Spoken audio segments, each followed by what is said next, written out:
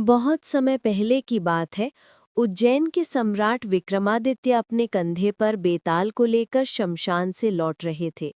तभी बेताल ने एक नई कहानी सुनानी शुरू की। एक राज्य में इंद्रसेन नाम का राजकुमार था। वो साहसी और वीर था। जब बड़ा हुआ तो अक्सर घोड़े पर सवार होकर शिकार के लिए जंगल जाया करता। एक दिन शिकार करते करते उसकी मुलाकात एक सुंदर राजकुमारी से हुई। पहली नज़र में ही दोनों के दिलों में प्रेम जाग उठा। लेकिन राजकुमारी के पिता ने उसका विवाह किसी और राजकुमार से तय कर दिया।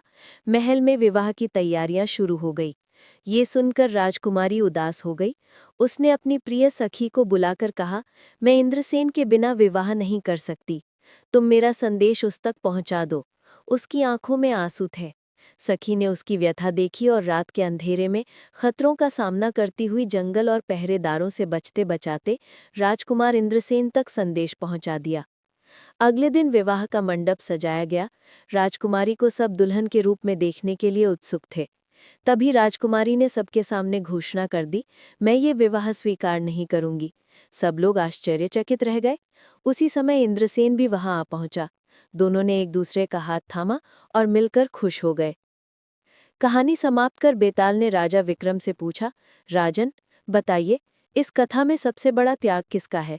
राजकुमारी का जिसने पिता की आज्ञा ठुकराई, राजकुमार का जिसने समाज का विरोध किया, या फिर राजकुमारी की सखी का जिसने अपनी जान की परवाह किए बिना संदेश पहुंचाया? राजा विक्रमादित्य गंभीर होकर बोले, सबसे बड़ा त्याग सखी का है।